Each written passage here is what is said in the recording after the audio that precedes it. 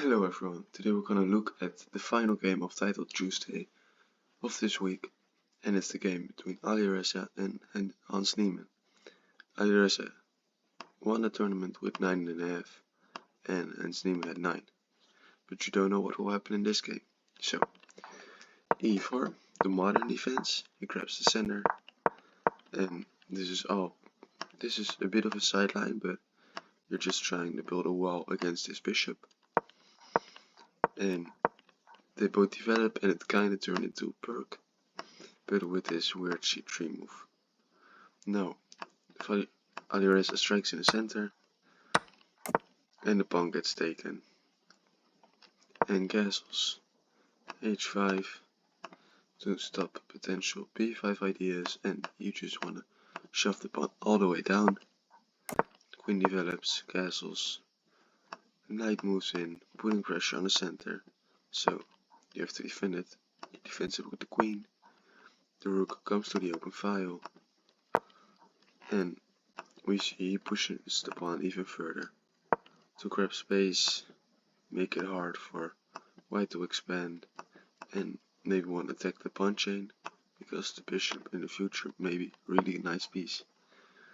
The knight goes after the bishop says no, not gonna happen, and f6, it's a bit of a weakening move, but you get a tempo and you want to play f5.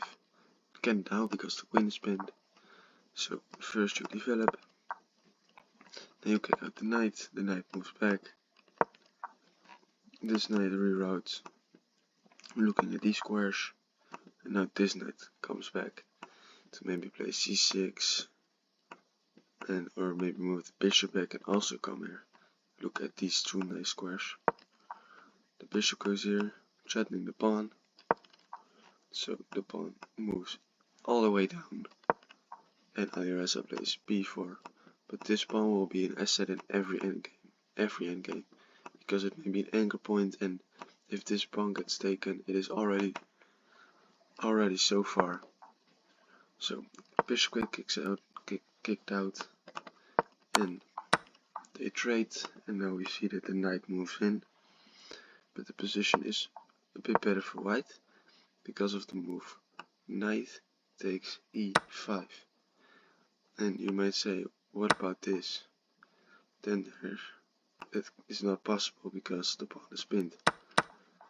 So that's why, but because they both have low time, they didn't see that the pawn could be taken because of the pin. So Hans Niemann played queen to b3, pinning the knight to the king. King moves, and now the knight takes, because now he sees, ooh, I can take the pawn, but g5, you might say, now I take both pieces, but there's this intermediate move, knight takes pawn, taking the queen, and if the queen move somewhere here, this knight would hang, and now rook to d6 is a mistake. The bishop is hanging, the knight is hanging, but you do defend this one, but it's a mistake because of this move. Knight here, because the knight gets out of danger, the bishop moves back, and then there's this great move, rook a3, pinning the knight to the rook, and if the bishop takes, pawn takes, the queen has to defend, and then you take the knight. So now you're up a piece. Knight comes back attacking the rook, rook attacks the queen slides over, and now the rook comes join the party. The knight goes here, if you trade it off, this one is not hanging because of this, but if you take, rook takes, the queen is hanging, and you lose the rook, so you can't take, but he does take anyway, because he sacrifices the queen.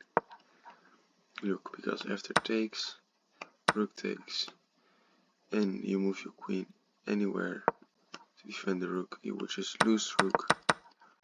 So that's why after takes, rook takes, you sack the queen as the take, and then this rook hangs. So that's how the game went. Rook takes, queen takes, really nice move. And this rook gets taken.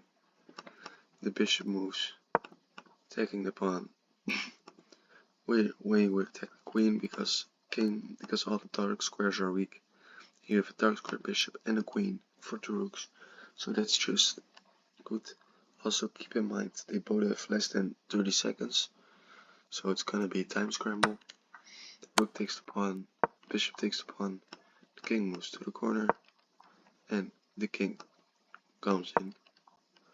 But this pawn is also pretty strong because it can become really quickly maybe a queen or an asset or a danger that black has to stop.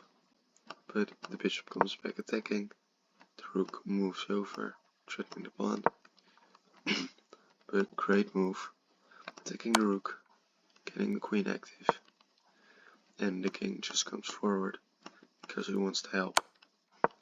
Check again, and here we see the king go, because if the king comes over here, there will be checkmate threats on this pawn, then the rook would have to play passive, then you can attack it with a bishop, and it's game over. So the rook moves up attacking the queen threatens the pawn pushes, now it's 2 squares away from queening, so Alireza has to watch out. The bishop moves here, taking this square away from the king, setting up the queen going there. Oh, I'm sorry. You saw the end, that's unfortunate.